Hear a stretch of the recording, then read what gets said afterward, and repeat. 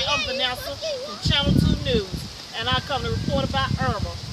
And see all the damage that she's done? She's really about to take me away.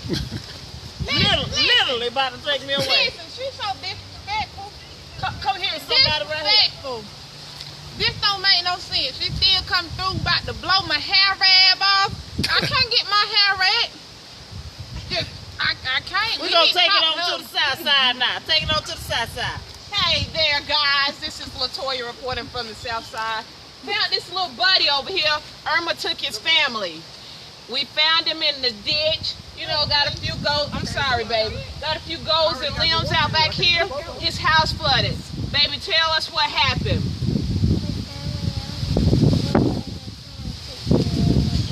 Irma the hurricane took his family. If she ain't disrespectful, I don't know who is.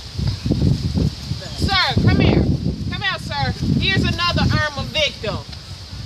Tell us what happened to you. Where were you when Irma came down? Well, I was in the house, asleep. So when I looked outside, everything was gone. Gone? It was gone. So what do you have left after Irma came through and swept everything away? What I got on. That's it? Yes, I'm sad.